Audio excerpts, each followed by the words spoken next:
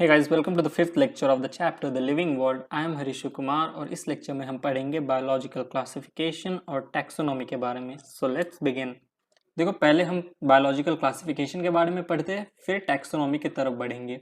Classification की अगर मैं बात करूँ तो देखो, मैंने लास्ट क्लास में बताया था आइडेंटिफिकेशन और नोमेनक्लेचर क्या होता है. हमने कहा था कोई भी ऑर्गेनिज्म को स्टडी करने के लिए हमें पहले उसे आइडेंटिफाई करना होता है और फिर उसका नामकरण करना होता है, और इन दोनों प्रोसेस में कैरेक्टर्स की ज़रूरत है. जिस ऑर्गेनिज्म को हम स्टडी करना चाहते हैं उसके कैरेक्टर्स के हिसाब से तो हम उसे आइडेंटिफाई करेंगे और उसका नामकरण करेंगे. तो इसी स्टडी ऑफ ऑर्गेनिज्म में जिसमें हम आइडेंटिफिकेशन कर रहे हैं ऑर्गेनिज्म का और फिर उसे नाम दे रहे हैं, इसमें एक और तीसरा स्टेप ऐड हो जाता है जिसे हम कहते हैं क्लासिफिकेशन. तो पहला था आइडेंटिफिकेशन, दूसरा था नोमेनक्लेचर, तीसरा आ गया क्लासिफिकेशन. क्लासिफिकेशन में क्या करते हैं, इसमें भी हम ऑर्गेनिज्म को स्टडी कर रहे हैं. ऑर्गेनिज्म को स्टडी करने के लिए बेसिकली हम उस ऑर्गेनिज्म का क्लासिफिकेशन कर रहे हैं, और क्लासिफिकेशन में भी हमें कैरेक्टर्स की ज़रूरत पड़ेगी. तो आइडेंटिफिकेशन, नोमेनक्लेचर और क्लासिफिकेशन बिना कैरेक्टराइजेशन के नहीं हो सकता ऑर्गेनिज्म का. तो ऑर्गेनिज्म को स्टडी करने के लिए तुम्हें उसके कैरेक्टर्स को स्टडी करना होगा और उसके बेसिस पे तुम उसे आइडेंटिफाई करोगे, उसको नाम रखोगे, नोमेनक्लेचर करोगे और उसे फिर क्लासिफाई कर दोगे. तो अब बात करते हैं कि क्लासिफिकेशन का डेफिनेशन क्या है, कैसे ये हेल्प करता है स्टडी ऑफ ऑर्गेनिज्म में. देखो, classification is the process by which anything is grouped into convenient categories based on some easily observable characters. मतलब बायोलॉजिकल क्लासिफिकेशन की अगर मैं बात करूँ तो biological classification is the process by which anything के जगह अब यहाँ पे ऑर्गेनिज्म आ जाएगा. Organism is grouped into convenient categories based on some easily observable characters. उस ऑर्गेनिज्म के कैरेक्टर को हम स्टडी करके, ऑब्जर्व करके उसे एक कन्वीनियंट कैटेगरी में ग्रुप कर सकते हैं, रख सकते हैं. इसी को हम कहते हैं क्लासिफिकेशन, इसी प्रोसेस को. अच्छा, क्या ज़रूरत पड़ी क्लासिफिकेशन की? What is the need of classification?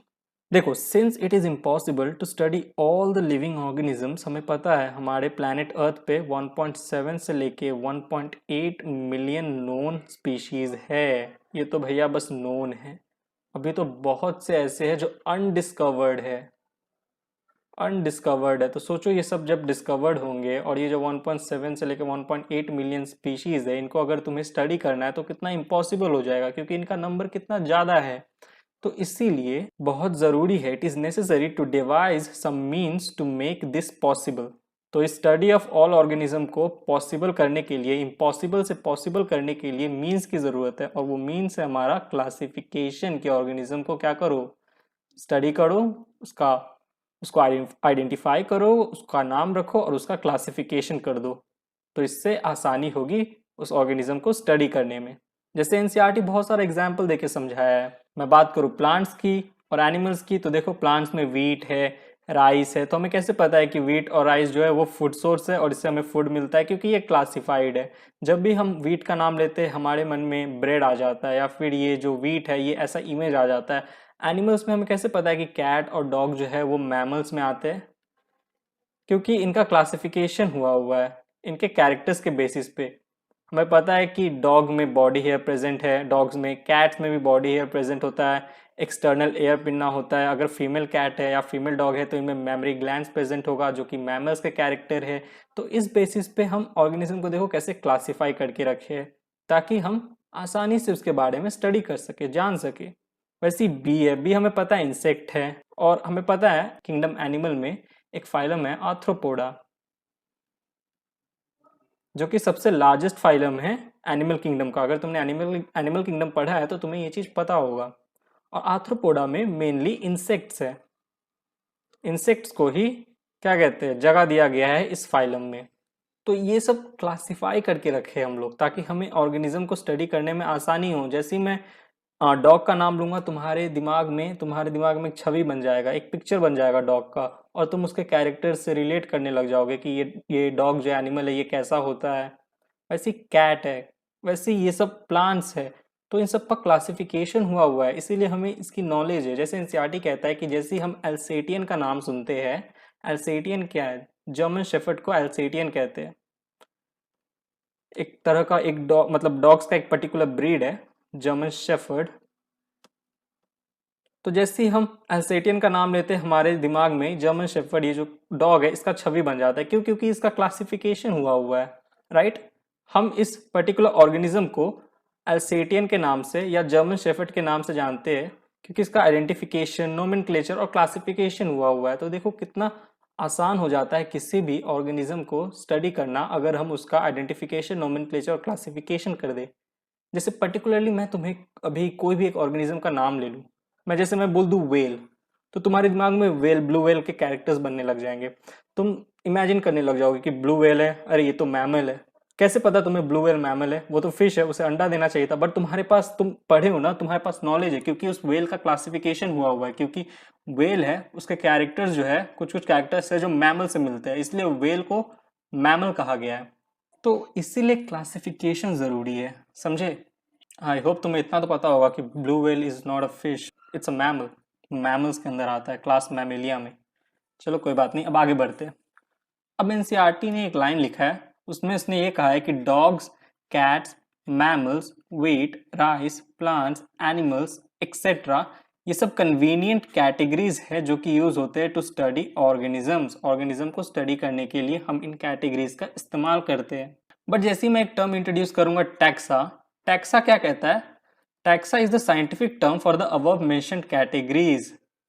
So the scientific term for the above mentioned categories is taxa. तो अब से dogs, cats, mammals, wheat, rice, plants, animals को तुम क्या बोलोगे? टैक्सा बोलोगे। टैक्सा क्या है? टैक्सा का मतलब है ग्रुप ऑफ ऑर्गेनिजम्स। ये एक प्लूरल टर्म है। तो अब से dogs, cats, mammals, wheat, rice, plants, animals को हम कन्वीनियंट कैटेगरीज नहीं बोल के टैक्सा बोलेंगे। साइंटिफिक वर्ड है टैक्सा। वैसे ही तुम जब चैप्टर में आगे जाओगे तो तुम्हें एक और वर्ड दिखाई देगा, टैक्सॉन। टैक्सॉन क्या है? सिंगुलर टर्म है। अब बहुत बच्चे जो होते हैं वो टैक्सॉन, टैक्सा और कैटेगरी, इन सब चीजों में कंफ्यूज हो जाते हैं। तो चलो मैं ये कंफ्यूजन दूर करता हूँ। Taxon versus category. देखो टैक्सा तो हमें पता है, dogs, cats, mammals, wheat, rice, plants, animals, ये सब टैक्सा है। ओके, अब मैं डिफाइन करूँ टैक्सॉन को, तो taxon represents a unit of biological classification. एक यूनिट है बायोलॉजिकल क्लासिफिकेशन का, मतलब क्लासिफिकेशन में हेल्प करता है, रिप्रेजेंट करता है एक यूनिट को, and is assigned to category, और एक कैटेगरी को असाइंड होता है। अब इस सेंटेंस को समझने के लिए तुम्हें इस पिक्चर को देखना पड़ेगा। ये फिगर देखो, ये एनसीईआरटी 11th का सबसे पहला फिगर है, 1.1। इसमें देखो किंगडम, फाइलम और division, class, order, family, genus, species, ये सब क्या है? ये सब यूनिट है। यूनिट किस चीज की यूनिट है? यूनिट ऑफ बायोलॉजिकल क्लासिफिकेशन, यानी कि क्लासिफिकेशन में हेल्प करते हैं। यूनिट बनके, यूनिट ऑफ बायोलॉजिकल क्लासिफिकेशन। और यही किंगडम को हम कॉमनली कहते हैं टैक्सॉन। वैसे ही फाइलम या डिवीजन भी एक टैक्सॉन है, क्लास एक टैक्सॉन है, वैसे ऑर्डर एक टैक्सॉन है, फैमिली टैक्सॉन है, जीनस टैक्सॉन है, स्पीशीज टैक्सॉन है। कॉमनली हम इन्हें टैक्सॉन कहेंगे, बट जैसे ही हम एक साथ इन सबको कंसीडर करते हैं तो अब हम इन्हें कहते हैं टैक्सा। क्योंकि टैक्सॉन हमें पता है क्या है, टैक्सॉन तो सिंगुलर है। कॉमनली अगर हम बस किंगडम, एक यूनिट को पकड़ रहे हैं बायोलॉजिकल क्लासिफिकेशन का, तो हम कहेंगे उसे टैक्सॉन। लेकिन जब सारे यूनिट को हम एक साथ कंसीडर करते हैं तो हम कहते हैं टैक्सा, क्योंकि टैक्सॉन का प्लूरल क्या है? टैक्सा है, प्लूरल, प्लूरल। तो अब तुम समझे, a taxon represents a unit of biological classification and is assigned to a category. अब टर्म आता है कैटेगरी। अब कैटेगरी क्या है? Category. The category is a term that simply represents a rank or a level which is used to classify organisms. यानी कि अगर इन्हीं सारे टैक्सॉन को मैं क्या करूं, रैंक दे दूं, लेवल दे दूं, एक के बाद एक, एक के बाद एक, यानी कि हायरार्कियल वे में सजा दूं, अरेंज कर दूं इन सारे टैक्सॉन को, तो हम उसे कहते हैं कैटेगरी। जैसे हम इस टैक्सॉन को रैंक दे दिए तो हमने इसे कहा टैक्सोनोमिक कैटेगरी। टैक्सोनोमिक कैटेगरीज कैसे? देखो हमारा हर एक यूनिट ऑफ बायोलॉजिकल क्लासिफिकेशन एक टैक्सॉन है, राइट? मैंने यहाँ लिखा है टैक्सॉन है। और जैसे हम इन टैक्सॉन को रैंक कर देते हैं, लेवल दे देते हैं, हायरार्की में अरेंज कर देते हैं, तो हम अब इन्हें कहने लगते हैं कैटेगरी। तो कैटेगरी बेसिकली क्या है, जैसे हमने रैंक दे दिया तो हमने टैक्सॉन को कैटेगराइज कर दिया, तो इसीलिए हमने उसे कहा taxonomic categories showing hierarchical arrangement in ascending order. Ascending order मतलब क्या, स्पीशीज, स्पीशीज से बड़ा जीनस, जीनस से बड़ा फैमिली, फैमिली से बड़ा ऑर्डर, ऑर्डर से बड़ा क्लास, क्लास से बड़ा फाइलम या डिवीजन, और सबसे बड़ा हमारा किंगडम। अब मैं थोड़ा इसको इरेज कर रहा हूँ, ओके, थोड़ा मिटाने दो, क्योंकि अभी कुछ कुछ चीजें समझानी है तो थोड़ा साफ रहेगा तो अच्छा लगेगा। अब देखो, जैसे मैंने कहा स्पीशीज से बड़ा जीनस, जीनस से बड़ा ये, बेसिकली सबसे ऊपर हमारा सबसे बड़ा क्या है, किंगडम है, तो किंगडम को हम नंबर 1 बोलेंगे, फाइलम और डिवीजन को हम नंबर 2 बोलेंगे, 3 बोलेंगे, क्लास को 4, 5, 6, 7। यानी कि स्पीशीज जो है हमारा क्या है, लोएस्ट पे है, रैंक लोएस्ट पे है। लोएस्ट यानी हम बेसिक भी कह सकते हैं, लोएस्ट बेसिक यूनिट या लोएस्ट यूनिट ऑफ क्लासिफिकेशन, क्योंकि ये सारी क्या है, हमारी यूनिट ऑफ क्लासिफिकेशन है, तो लोएस्ट या बेसिक यूनिट ऑफ क्लासिफिकेशन। और सबसे ऊपर हमारा क्या है, किंगडम है, तो किंगडम को हम क्या बोलेंगे, highest unit of classification, highest unit of classification या बायोलॉजिकल क्लासिफिकेशन। बायोलॉजिकल क्लासिफिकेशन ये एक्चुअली मोर एक्यूरेट है और करेक्ट है। बायोलॉजिकल क्लासिफिकेशन, यहाँ पे मैं लिख देता हूँ बायोलॉजिकल क्लासिफिकेशन। तो अब तुम टैक्सॉन में, कैटेगरी में और टैक्सा में डिफरेंस समझ रहे होगे। अब तुम्हारे मन में क्वेश्चन आ रहा होगा कि यार ये टैक्सोनॉमिक कैटेगरीज बनाने का क्या जरूरत पड़ा, ये हमें हेल्प करता है क्लासिफिकेशन में। ये जो 7 टैक्सॉन है ना, जिनको हमने कैटेगराइज कर दिया और टैक्सोनॉमिक कैटेगरीज का है, ये हमें हेल्प करते हैं क्लासिफिकेशन में, क्योंकि हमें पता है कि 1.7 से लेके 1.8 मिलियन नोन स्पीशीज है और अभी फ्यूचर में और भी डिस्कवर होने वाले हैं, तो हमारे पास कुछ एक कैटेगरी रहना चाहिए जिसमें हम जो नए डिस्कवर्ड होने वाले ऑर्गेनिज्म हैं उनको उनके कैरेक्टर के बेसिस पे हम क्लासिफाई कर सके। तो ये 7 जो है, ये 7 टेक्सॉन है, इसके अंदर और भी छोटे छोटे लेवल्स है, जैसे क्लास के अंदर बहुत सारे क्लास आते हैं, क्लास ए बी सी, अब उसके अंदर फिर बहुत सारे ऑर्डर आएंगे, क्योंकि हमें पता है ऑर्डर से बड़ा क्लास है, राइट, ऑर्डर से बड़ा क्लास है, तो क्लास के अंदर बहुत सारा ऑर्डर आएगा। हो सकता है क्लास ए में ऑर्डर 1, ऑर्डर 2 हो, क्लास बी में ऑर्डर 3, ऑर्डर 4 हो, क्लास सी में ऑर्डर 5, ऑर्डर 6 हो। तो ये सब जो है को हम कहेंगे टैक्सा। जैसे मैमल्स हमारा क्या है, एक क्या है, क्लास है, तो हम इसे क्या कहते हैं, टैक्सा। वैसे प्लांट्स, एनिमल्स, ये सब क्या है, टैक्सा है। Dog, cats, wheat, rice, plants, ये सब टैक्सा है। और टैक्सॉन क्या है, represent a unit of classification. और कैटेगरी क्या है, जब हमने इन टैक्सॉन को कैटेगराइज कर दिया, एक रैंक दे दिया, तो हमने कह दिया 7 टैक्सोनॉमिक कैटेगरीज। तो आई होप तुम्हें समझ में आया होगा, थोड़ा बहुत एक बेसिक आइडिया आया होगा दिमाग में। जब टैक्सोनॉमिक कैटेगरीज पढ़ेंगे हम लोग आगे जाके तो और क्लियर हो जाएगा अच्छे से ये टॉपिक। चलो अब आगे बढ़ते हैं। आगे तुम एनसीईआरटी में एक नोट देखोगे जो कहता है कि taxa can indicate categories at a very different levels. इसका मतलब क्या है, देखो टैक्सा हमारा क्या है, dogs, cats, mammals, wheat, rice, plants, animals. तो मैं चलो डॉग्स को एग्जांपल लेके इस स्टेटमेंट को समझाने की कोशिश करता हूँ, ध्यान से सुनना। स्टेटमेंट क्या है, taxa can indicate categories at very different levels. हमने यहाँ पे टैक्सा क्या, डॉग्स कंसीडर किया अपने एग्जाम्पल में, तो हमारा ये एग्जाम्पल है, ओके।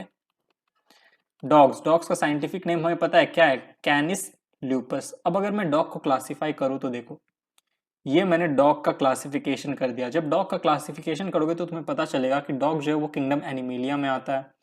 फाइलम क्या है, कॉर्डेटा है, क्योंकि हमें पता है एनिमल के केस में हम फाइलम यूज करते हैं, राइट, क्लासिफाई करने के लिए। और प्लांट्स के केस में हम यूज करते हैं डिवीजन। पर यहाँ पे हमने डॉग को कंसीडर किया है, तो डॉग क्या है, क्लासिफाई करते समय फाइलम को कंसीडर करेंगे। और अगर डॉग का हम क्लास देखें तो हमें पता है मैमिलिया में आता है। ऑर्डर कार्निवोरा है, फैमिली कैनिडे है, जीनस कैनिस है और स्पीशीज ल्यूपस है।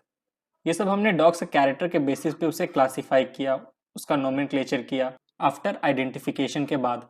तो देखो तुम क्लासिफिकेशन करोगे तो तुम्हें पता चलेगा डॉग जो है वो इंडिकेट कर रहा है कैटेगरीज को। ये क्या है, ये 7 कैटेगरीज है, 1 2 3 4 5 6 7 टैक्सोनॉमिक कैटेगरीज है, सारे टैक्सोन है और हमने उन्हें कैटेगराइज कर दिया था। तो taxa can indicate categories at very different level. देखो हर एक लेवल पे डॉग ने खुद को इंडिकेट किया है। जैसे क्लास लेवल पे डॉग ये इंडिकेट कर रहा है कि वो मैमेलिया क्लास का टैक्सा है, और यहाँ पे मैमेलिया भी एक टैक्सा है।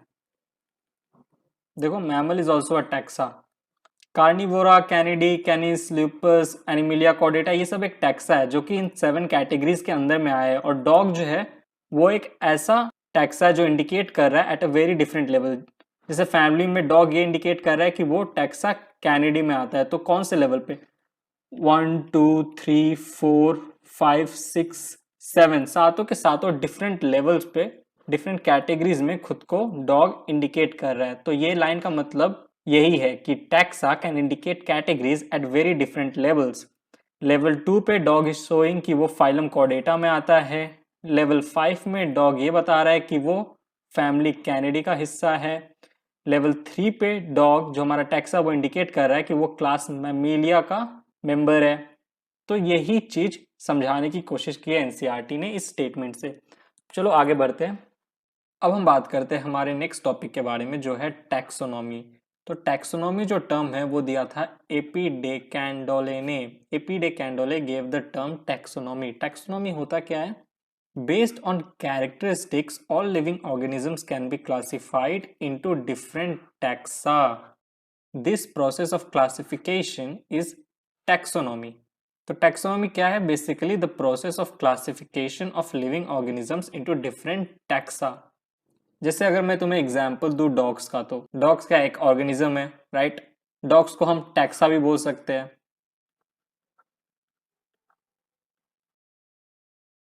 तो देखो ये डॉग को, इस टैक्सा को हम कैसे और भी डिफरेंट टैक्सा में कैटेगराइज कर रहे हैं।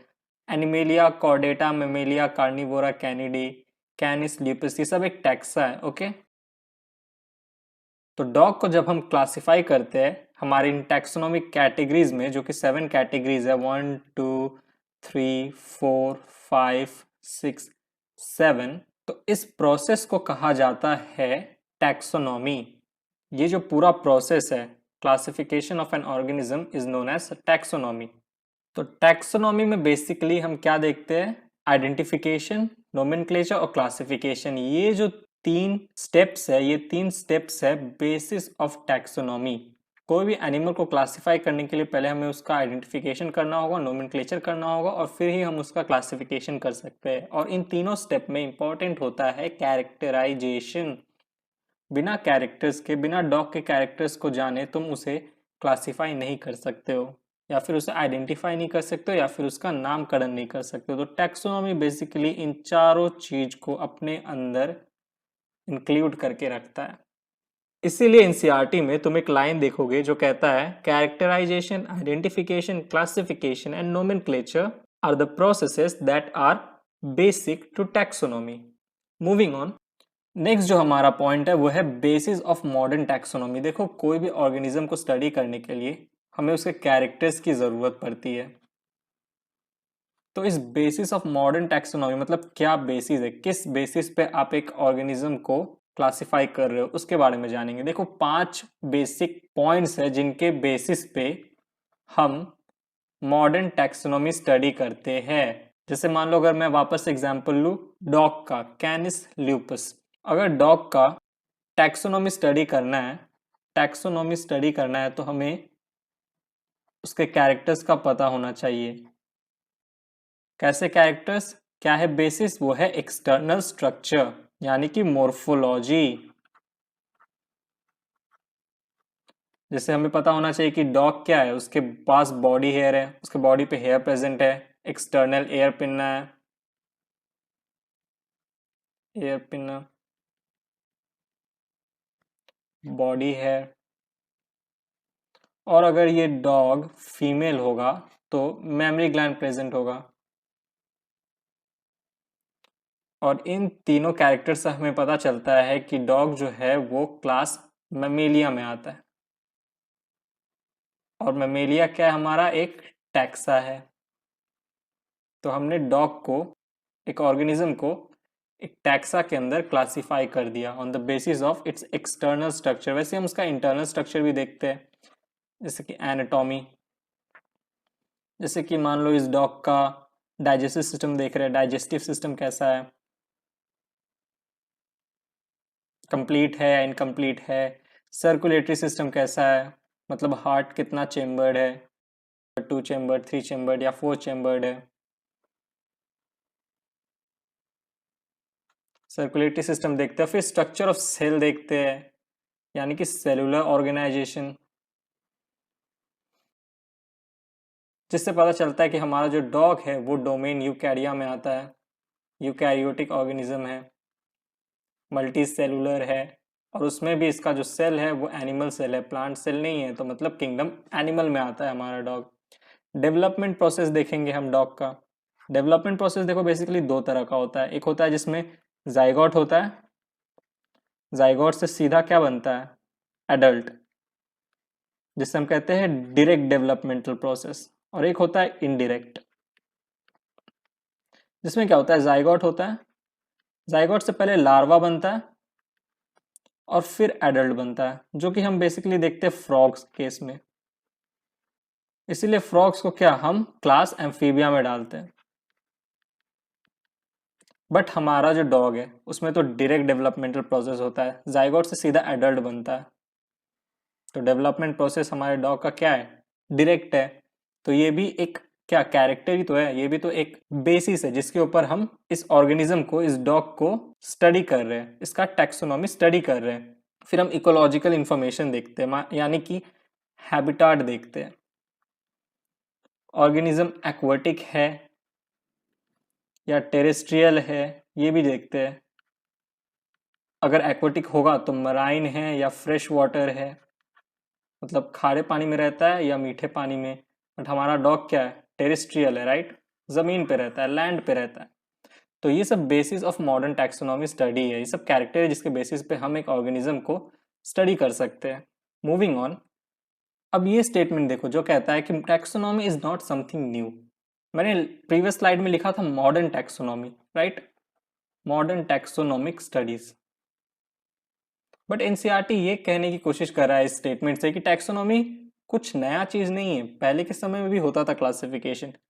देखो, in early days human being needed to find sources of their basic need. Human को अपने बेसिक नीड्स के लिए सोर्सेस की तलाश रहती थी। बेसिक नीड क्या था, खाना, कपड़ा, मकान। तो इस 3 बेसिक नीड के कारण the earlier classification were based on uses of various organism. तो ये जो 3 नीड है इसके बेसिस पे क्लासिफिकेशन होता था, यानी कि ऐसे कौन से एनिमल है जो इन बेसिक ह्यूमन नीड को पूरा कर सके। तो यूजेस के बेसिस पे क्लासिफिकेशन होता था। जैसे काउ, काउ मिल्क देता है, तो फूड का एक क्या था, नीड पूरा हो गया। तो यूजेस के बेसिस पे काउ का यूज किया, एनिमल का यूज हो रहा है। हेन एग देता है, वीट, वीट से क्या ब्रेड मिलता है। कॉटन, कॉटन से क्या कपड़ा बना सकते हैं, क्लोथ। टिम्बर, टिम्बर से क्या शेल्टर मिलता है, घर बना सकते हैं। तो यूजेस के बेसिस पे पहले के समय में क्लासिफिकेशन होता था। बट मॉडर्न टैक्सोनॉमी में सिर्फ यूजेस नहीं देखते ह्यूमन, और भी बहुत कुछ देखते, क्योंकि ह्यूमन जो है वो क्यूरियस हो गए हैं। उन्हें अब हर ऑर्गेनिज्म के बारे में जानना अच्छा लगता है, और नॉलेज भी होना चाहिए। जैसे मानो कोई स्नेक है, हमें पता है अगर स्नेक बाइट करता है तो उसका वेनम पॉइजनस हो सकता है, बट हमें ये भी पता है कि स्नेक के वेनम से ही हम एंटी वेनम बना सकते हैं। ये चीज़ हमें कैसे पता चला, क्योंकि हमने स्नेक को अच्छे से स्टडी किया होगा, इसके कैरेक्टर को जाना होगा। फिर जाके प्लांट्स, पहले के समय में लोग सिर्फ प्लांट्स पे डिपेंड करते थे फूड के लिए, बट अभी देखो फूड या फिर शेल्टर के लिए या फिर कपड़े के लिए। बट अभी और भी चीज़ हो रहा है, जैसे देखो प्लांट से हमें पता है रबर बनता है, राइट, प्लांट्स का ट्री है उसमें रबर मिलता है। फिर हमें पता है प्लांट से हमें क्या, पेपर मिलता है, राइट। तो ये सब मॉडर्न टैक्सोनॉमी जो है ना, ये साइंटिफिक बेसिस पे है कि कैसे साइंस में हेल्प आ रहा है, साइंस को कैसे मदद मिल रहा है, साइंटिफिक बेसिस पे स्टडी हो रहा है मॉडर्न टैक्सोनॉमी में। पहले यूजेस के बेसिस पे होता था। तो यही डिफरेंस है पहले के समय में और अभी के समय में। मूविंग ऑन, नेक्स्ट तुम एनसीईआरटी में एक वर्ड देखोगे सिस्टमैटिक्स। क्या होता है सिस्टमैटिक्स? देखो सिस्टमैटिक टर्म जो था वो लीनियस ने दिया था। ओके, ये जो वर्ड है सिस्टमैटिक, ये डिराइव्ड है फ्रॉम अ लैटिन वर्ड जिसका मतलब होता है systema, which means systematic arrangement of organism. Systematic arrangement of organism मतलब एक सिस्टमैटिक वे में ऑर्गेनिज्म को अरेंज कर रहे हैं। Linnaeus used systema naturae as the title of his publication. एक किताब लिखा था लीनियस ने जिसमें उसने सिस्टमैटिक्स के बारे में डिस्कस किया था और उस किताब का नाम उसने दिया था सिस्टेमा नेचुरी, फिर नेचुरा जो भी होगा। मूविंग ऑन, देखो सिस्टमैटिक्स जो टर्म है वो लीनियस ने दिया था, पर सिस्टमैटिक का जो डेफिनेशन है ना वो डेफिनेशन दिया था किसने? सिम्पसन ने। ये चीज ध्यान रखना, systematic term was given by Linnaeus but the definition of systematics was given by Simpson. तो डेफिनेशन क्या है सिस्टमैटिक्स का? Study of different kind of organisms and their diversities.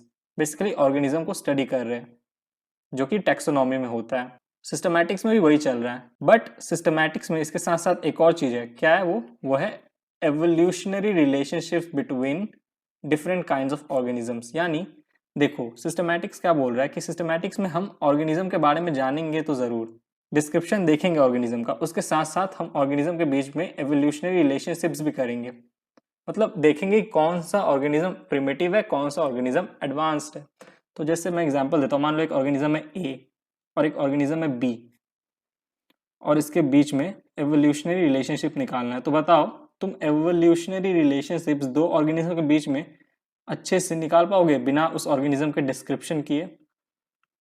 तुम्हें ए और बी का डिस्क्रिप्शन अच्छे से पता ही नहीं है तो तुम अच्छे से एवोल्यूशनरी रिलेशनशिप भी नहीं निकाल पाओगे उस दो ऑर्गेनिज्म का। तो इसीलिए डिस्क्रिप्शन करने के लिए पहला क्या, आइडेंटिफिकेशन जरूरी है। डिस्क्रिप्शन मतलब वही स्टडी कर रहे हैं हम ऑर्गेनिज्म को। फिर उसके बाद उसका नोमेनक्लेचर जरूरी है और फिर उसके बाद क्लासिफिकेशन कर दो तो तुम्हें आइडिया हो जाएगा अच्छे से। जैसे एक ए ऑर्गेनिज्म है एप और बी है ह्यूमन, तुम्हें इन दोनों के बीच का एवोल्यूशनरी रिलेशनशिप निकालना है। तो तुमने जब डिस्क्रिप्शन किया तो तुम्हें पता चला एप और ह्यूमन दोनों के दोनों मैमल्स में आते हैं, तो तुम उसका एवोल्यूशनरी रिलेशनशिप और अच्छे से निकाल सकते हो। तुम बोल सकते हो कि अच्छा एप जो है वो प्रिमिटिव है, ह्यूमन जो है वो एडवांस्ड है।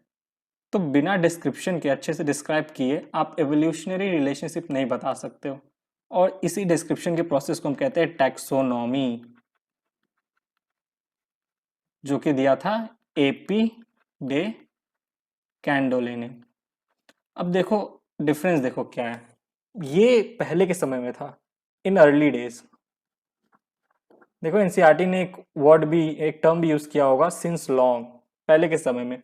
तो पहले के समय में सिस्टमैटिक्स में लोग ये पढ़ते थे, डिफरेंट काइंड ऑफ ऑर्गेनिज्म को जानना है, उनके बीच का एवोल्यूशनरी रिलेशनशिप जानना है। बट देखो सिस्टमैटिक्स टर्म लीनियस ने इंट्रोड्यूस तो कर दिया था, बट टाइम के साथ बहुत सारे एडवांसमेंट आए सिस्टमैटिक्स में। टाइमलाइन टाइमलाइन ठीक है। मॉडर्न सिस्टमैटिक्स क्या कहता है? Modern systematic is the study of taxonomy and phylogeny. कर वही रहे हम लोग, डिफरेंट काइंड ऑफ ऑर्गेनिज्म और उसके डाइवर्सिटी को ही पता कर रहे हैं, जिसको हमने मॉडर्न में टैक्सोनॉमी बोल दिया।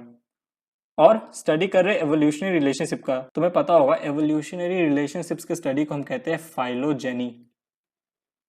तो बेसिकली हो क्या रहा है, पहले के समय में term study of different kind of organism और एवोल्यूशनरी रिलेशनशिप बता तो दिया था लीनियस ने, लेकिन समय के साथ बहुत बदलाव आया, एडवांसमेंट आया। जैसे मैं एग्जांपल दूं, नोकिया का सेलफोन, ठीक है, नोकिया का सेलफोन मानो जब सबसे पहले नोकिया ने अपना फोन निकाला था 3310, वो कीपैड वाला फोन, याद करो।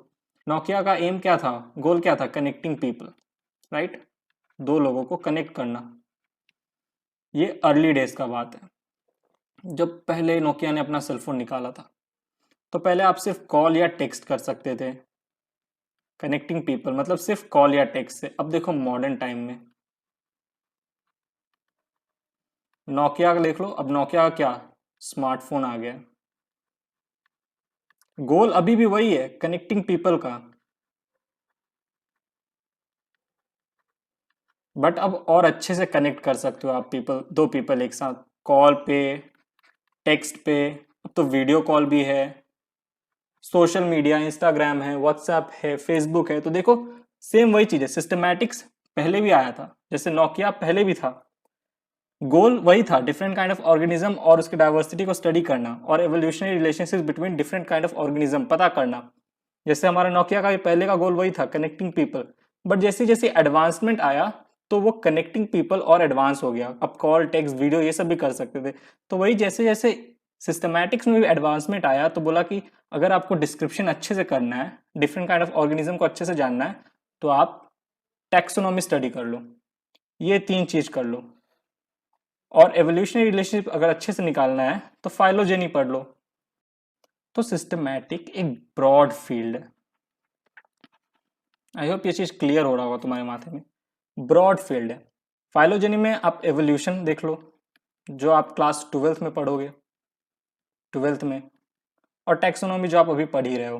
तो सिस्टमैटिक्स में टैक्सोनॉमी और फाइलोजेनी दोनों आता है।